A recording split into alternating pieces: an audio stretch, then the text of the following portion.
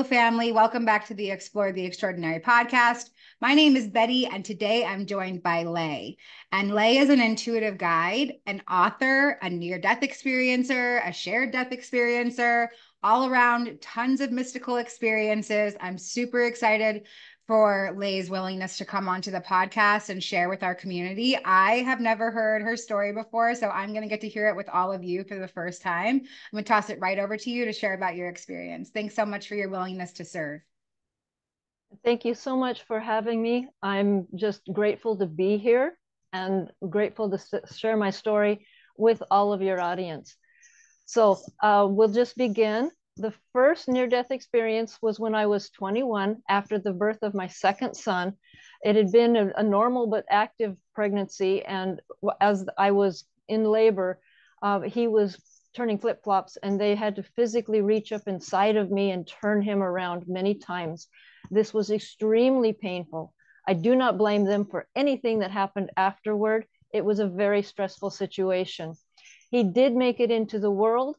And as in 2 days later, about 2 days later, I came down with an extremely high fever.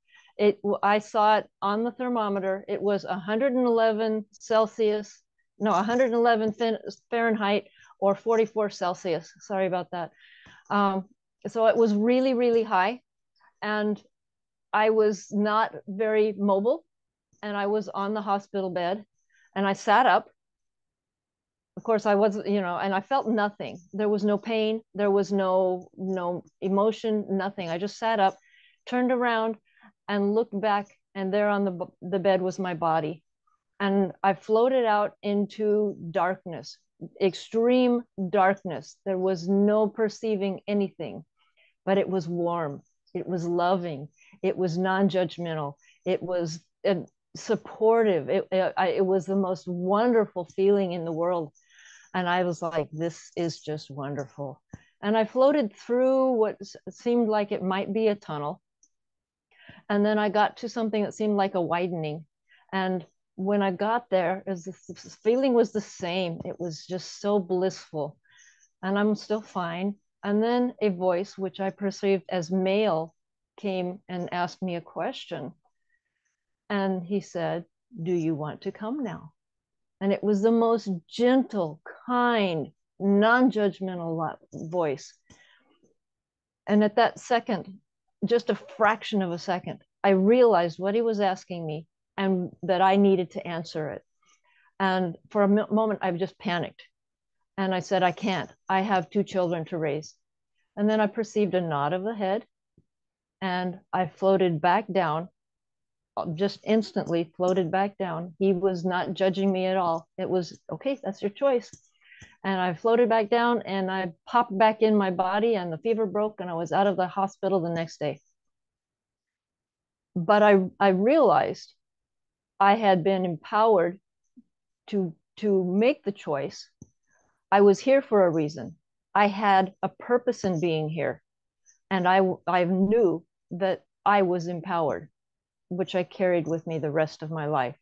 However, having been raised in a very strict Catholic family, this is back before technology, before computers, before the internet, all of this. And I had no idea what had just happened. So I pushed it down inside of me and I just forgot about it for decades. But it wasn't going to go away.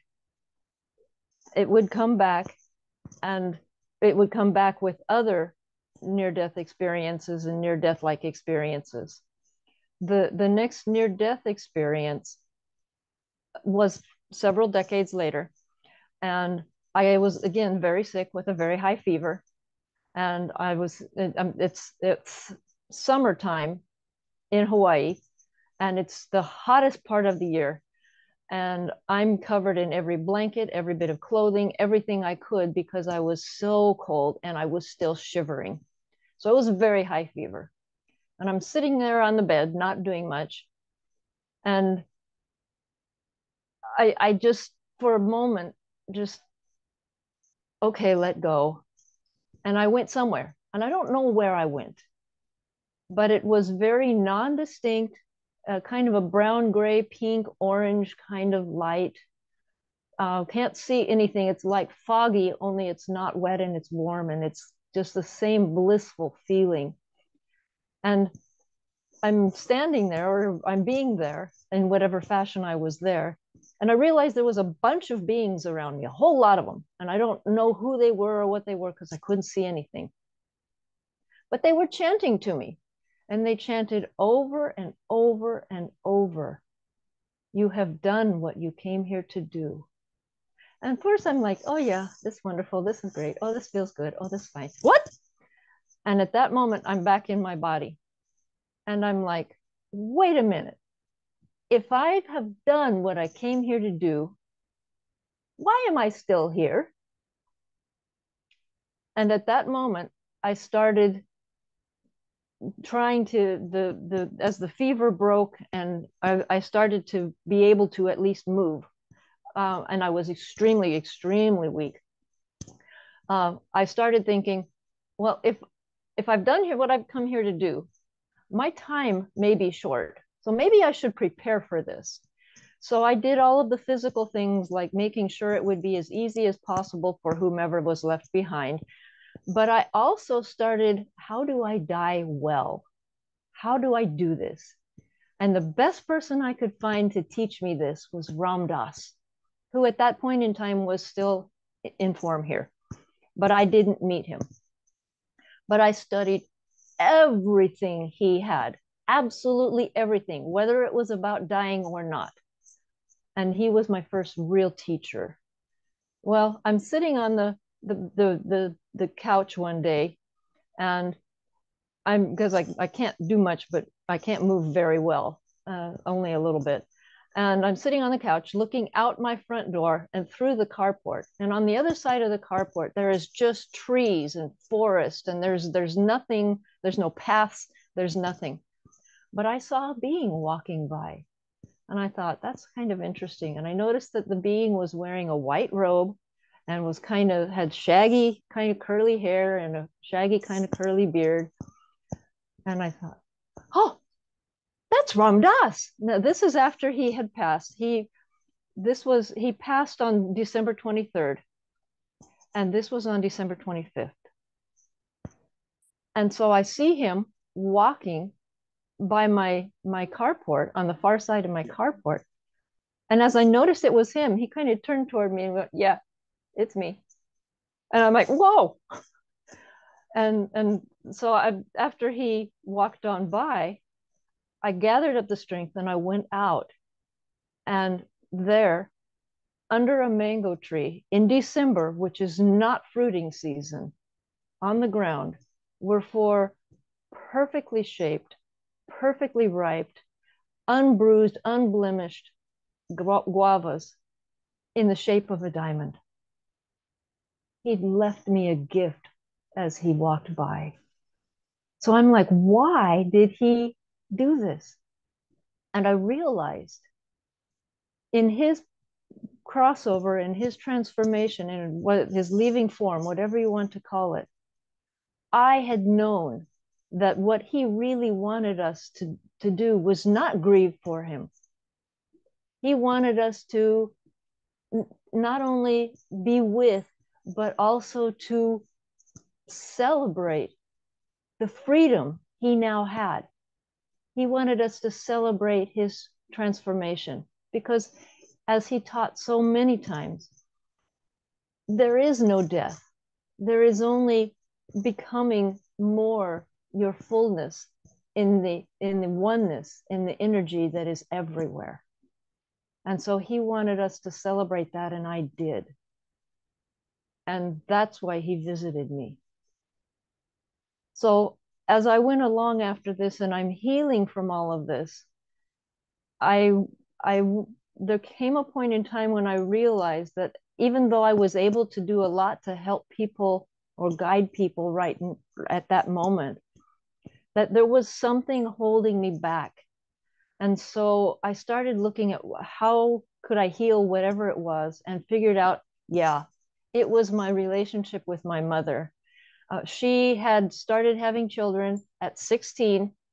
She was she had 6 of us in 7.5 years.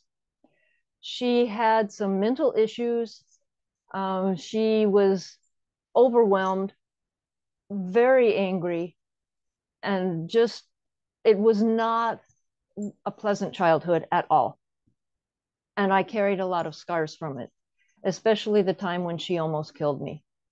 And I thought, okay, I need to do something with this, but I don't know what. And a friend of mine, or somebody that I know and follow, had said that she had had a similar background, and that she had found a way to see her parents as loving her enough to give her the foundation to become who she needed to be. And I thought, oh, that's great for you, but that's not me. So I'm going along and I still can't find it. So finally I said to everything, nothing, or whatever you want to call it, I just asked, how do I heal this? Instantly, I saw myself in a theater. There was no one in the theater. The lights are dark, and I'm the only person in there, in the middle row, in the middle of the second row. So I'm right up front. I'm like, okay. Well, then the director comes out on the stage in front of me, and the director is me. And then I noticed back up in the booth behind me, the producer is also me. And then I noticed that the actor is me. Oh, and sitting beside me is the scriptwriter, who is also me. And I thought, huh. And as the play went along, as the actor, I noticed that all the other people in my life play are also actors. And that includes my mother. And I came to the realization that she loved me so much that before we came into this life form, we had made an agreement that she would do what she did out of love so that I could become the person I needed to be. And the other side of that was that once I knew that, the script writer could rewrite any part of the script. I could change, not the events. The events still happened, but I could change completely how I looked at them, the feelings around them, all of it. And so I was in a state of great bliss after that vision, which went on for a few months. Now understand, as I say this next part, my mother spent the last 15 years of her life in prison for the murder of my sister-in-law. I hadn't seen her in over 20 years, had no contact with her. I had healed the wounds, and I was able to move on in joy and bliss, but I'd had no contact with her. Okay, a few months after the healing was complete, I just woke up one morning, and instead of being in the bliss, I was just jittery, and it was like I'd had way too much coffee, and it was like almost painful, and I could not function, and it was just like, ah! I had no idea what was going on. And I tried every method possible I could find. I tried teas, I tried warm baths, I tried everything. Nothing touched it, nothing. And then after 3 days, I woke up and I felt the greatest bliss, freedom, joy that I could ever imagine for no apparent reason. Well, the only contact the institution she was in was my brother, who was completely cleared and exonerated of having anything to do with the murder. But because he was the former spouse of this person, he was the contact for my mother. Well, a little later in the day, he called me and he said, I have to tell you, our mother died this morning. And I told him what I'd been through and realized that I had shared that experience with her.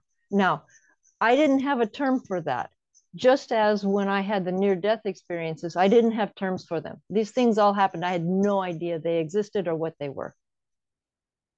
But I had shared her crossing with her. And we now have a better relationship than we ever had when she was in form. But I was the only one who was able to share her crossing because I had done the work to be able to heal the wounds. And so going on from that, I am also a channel for they call themselves the wisdom keepers of lost civilizations, or the wisdom keepers for short. And they had come to me and shown me themselves, actually, so I know what they look like. But there came a point in time when they were taking me through a process, and I didn't know exactly what the process was at the time. But as the process went on, I was given to know that I was going through leaving form painlessly, in ease and even bliss, like so many of the gurus do. But the point was, for me as a common person, not someone who meditated for 30 years, to be able to see that this process was not only something we could do, but that it is actually our birthright. And so they took me all the way through this blissful time, lightening my energy, all of this, to the very moment when I would have left. And then they had me come back. Now, if you felt this bliss, this freedom, and you know that it's right there in front of you, and it's taken away from you, it was extremely hard for me to come back. I was like, why did I have to come back? And I was not very pleasant at that point in time. But they gave me to know that the reason I came back, and they gave me a very visceral showing of this, was to bring this to the people, because the way that we have been indoctrinated to believe that you have to have, in order to leave form, it has to be painful, it has to be a long drawn out process, or it has to be something that is not desired, like, it could be instant, but that would be like in a car accident or something like that. They're saying no, it can be peaceful, it can be calm, and it can be at the choice of when we decide we are done with what we've come here to do. And so that is what I have that I wanted to share with your audience. Thanks so much, Lei. I really appreciate your story.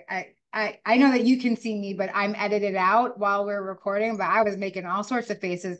Your story is incredible, just absolutely incredible. And to hear the contrast of this story too. And I loved being able to hear about your being able to break out of victim mentality. I think that's honestly, I think that's one of the biggest goals of the human experience when we sign up for these really challenging life lessons, is to break out of that victim mentality and the freedom that comes along with it. You said that, we're actors in the play of Earth, and that the script writer can rewrite. And I loved how you phrased it: rewrite the emotions, rewrite the perspective. Can't rewrite the actual scenario. Yes, of course that happened, but we don't have to be bound to the way that we saw it once. We can transform the way that we see it.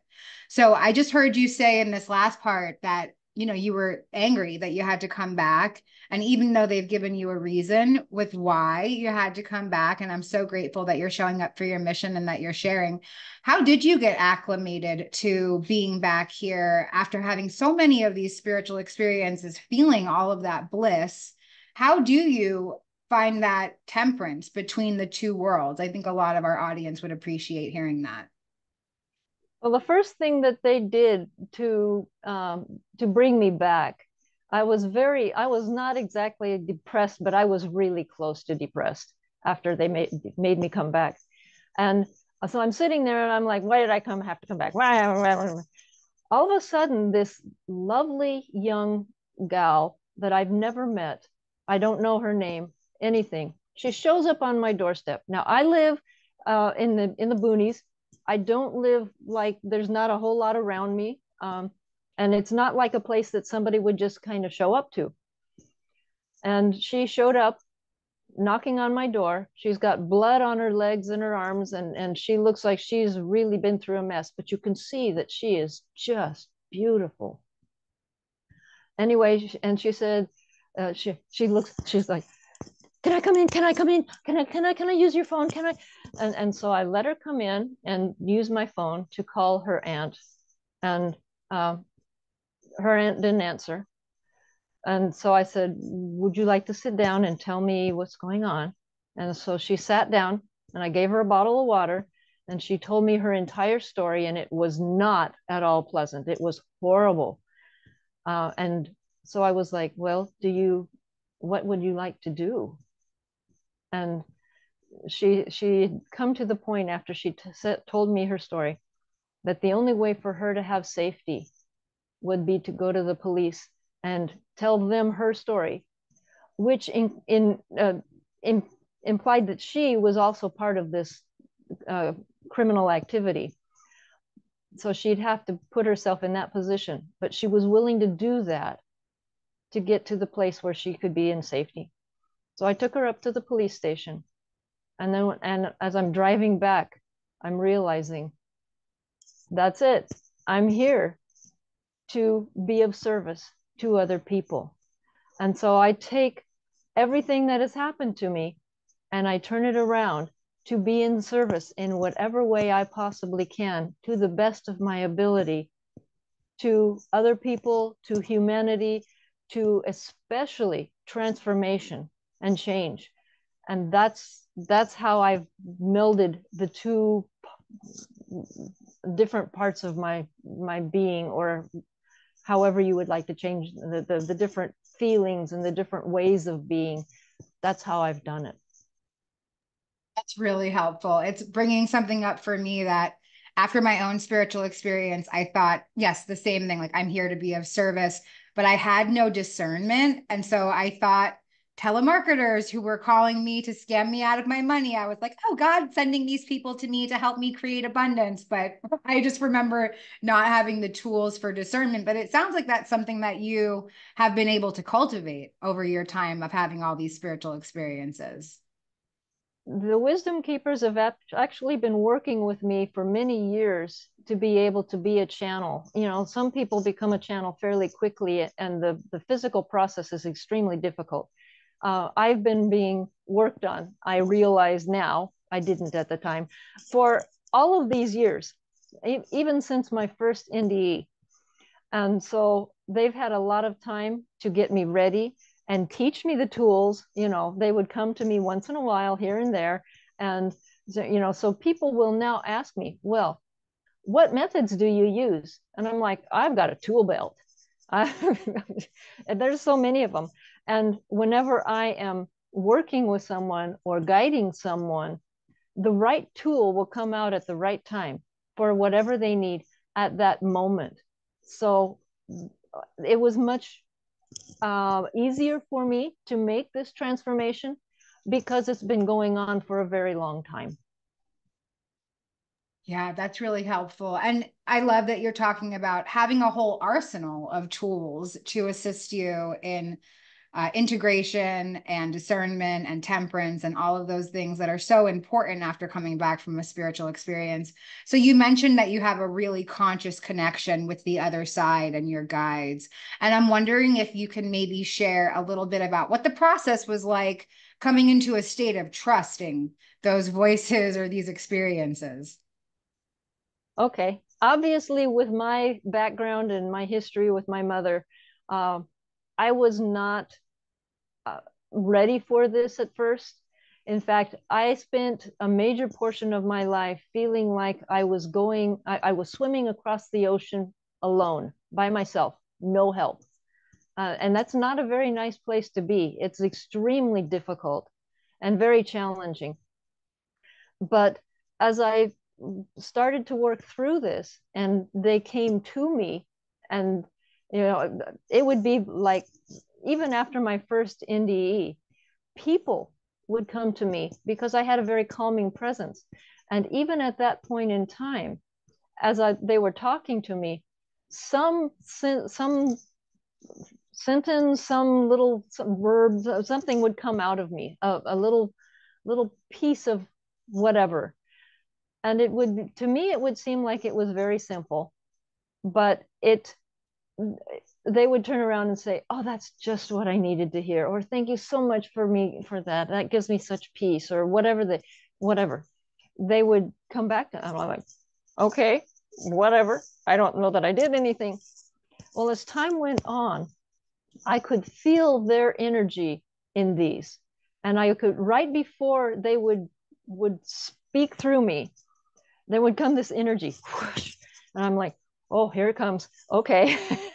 and I would say whatever it was, and people would still continue to say, "That was just exactly what I needed to hear at the time." And how do you come up with those one-liners? And I'm like, they come through me. I don't know. I can take no credit. And so it just evolved, and it evolved in a very slow process from being completely alone to never being alone. They are with me always. They are with me now, and they are helping bring through to me what is in the best interest of the audience. In fact, before I get on camera, each and every time, whether it's with one person or thousands of people, I say this little blurb: "Please bring through me the perfect words in the perfect amount at the perfect time in the perfect way for all those who will hear and for the highest good of all." And they're always there. Of course, they can be with me as I'm out, if I'm out picking berries and I ask something like, "How can I find all the ones that are on the ground?" They might say something simple like, "Why don't you put on your glasses?" Which is, it's really simple. But at the same point in time, they come up with these extremely profound things also, like leaving form in ease and grace. And I'm never, never, never alone. And so to go from completely alone or feeling that way, I realize now I never was. They were always there supporting me, protecting me, helping me. But now it's out in the open. It's like knowing that the friends that you always had but didn't realize were there were always there. Wow, that's a really beautiful way of phrasing it. I'm wondering how you feel. Do you think that everybody has access to this internal guidance, to being able to access their guides?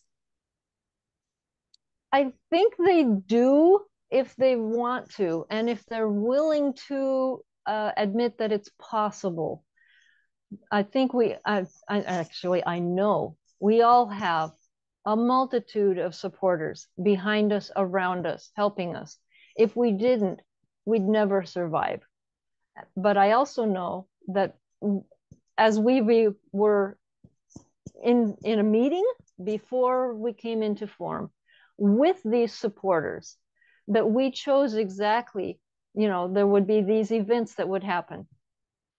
Some things we can change. We do have free will, and we can change a lot about how we feel about them. But these events still happen.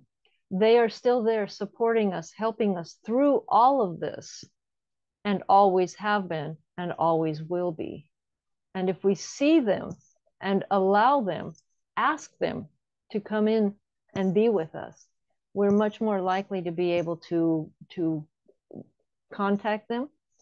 Will everybody be a channel?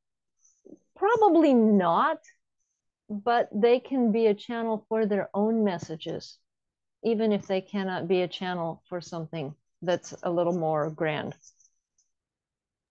Wow, I love that. Yeah, I often say to people that our guides are like customer service agents. It only works if you call the customer service agency. Like, it won't just work otherwise. I love that you kind of framed it in the same way. And I do think that that help is available to all of us as well. So another thing that you brought up again was about this movie where you're actually in charge of all these different roles of the movie. And this is kind of like the $1 billion question, but what do you think the purpose of the Earth movie is? Or maybe even just to get more personal, your movie? Okay. What's going on here, I think, is behind the question is, what about karma? Well, I'm responsible for my karma. I am not responsible for anybody else's karma, how it comes out, or if it gets taken care of. I don't know if my mother had other karma that she was trying to heal through doing all of that. Um, I've heard it said that we all have been all, I mean, we're all one. Everything is all one. And we have all been everything. We have been the dictator as well as the slave, as well as the I don't want to say king, but I want to we've had both the opulent, abundant lives, we've had the less abundant lives. And at the same point in time, we are all constantly, always in abundance. But this is our, you said it as a movie, that's, or a hologram even. All of this is what we make of it. All of this is how we imagined it and have imagined it. All of our lifetimes, past, present, and lifetimes of everyone else, everything else, it's all one. It's all part of us. Every bit of it is part of us and part of all of us at the same time. And we cannot be separated from it. But we can have an individual experience, which is what we're here to do. And the whole point of the individual experience is to find and live in oneness, unity with everything. Well said. Really well said. That's so beautiful. Wow.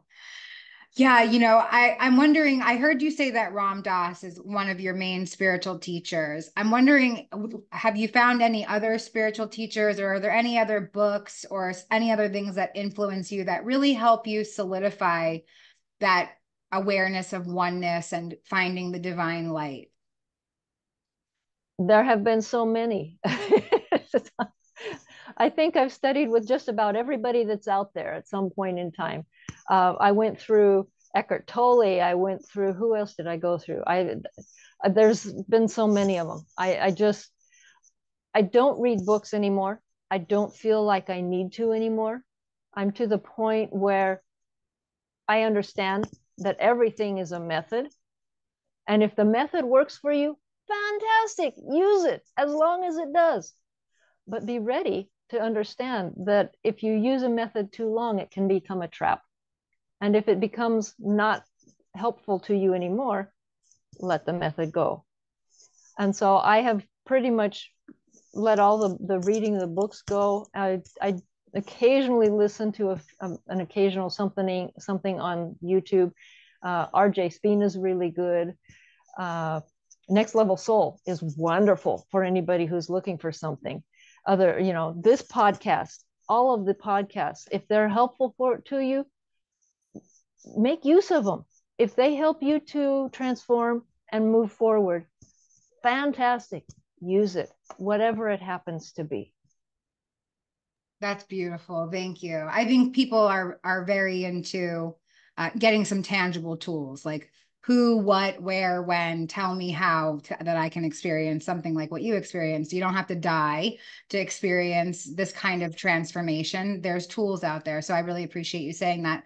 I'm wondering if maybe real quick, you can share about, you talked about your mom having this shared death experience, and your mom did some pretty, what we would consider contrasted experiences here on earth with the death of your sister-in-law. Do you feel like your mom went to a bad place, or do you believe in anything like condemnation? Do you still have communication with your mom on the other side?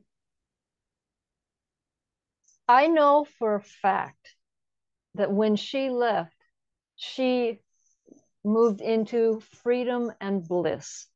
And there's no question about that at all. None. I was there with her as she went there. And I was there experiencing it with her as she started into that blissful realm. So do I think do I believe in a harsh place? Only if we choose to go there and make that. But I don't think it's necessary. We are all here to experience. We are all part of the oneness, whatever you want to call it, in whatever form you want to call it. And that oneness can only create in love. And so I don't think any of us is created to go to something that is horrible. We may be able to create that in our own minds, but that's not where we go when we leave form. Thank you for that. I find that so hopeful. Although you'll see a lot of comments on other near-death experience posts, and they get some people can get pretty mad about that. I guess because of the idea that we're taught one thing for so long, and then people who have experiences come back and they contradict that thing that's been grilled into people's minds for so long. And so the closed-mindedness comes up against a new idea, and it can, people can react in a not so nice way. So I really appreciate you sharing that piece of information. And I really appreciated hearing your story and getting to know you. I want to see if there's anything else that you feel called to share about before we end our time together today. Only that if you look at any of the quote organized religions or the tenets of what they teach, if you look at the kernel of what they teach, what they really teach, I mean, the heart, it's pretty much the same for all of them. And basically it says, I'll put it in ones that seem for one place. Love one another as I have loved you, and be in love always. And that's about all there is to it. You could do that through Buddhism, which is non-resistance, non-attachment, non-judgment. You can do it in any one of them, and it comes up to the same thing. Live in love, and you will have a wonderful life. Very beautiful. Thank you so much, Lei. Lei's links will be in the liner notes of this episode. So if you want to get in communication with Lei, please do. And we'll see you next time.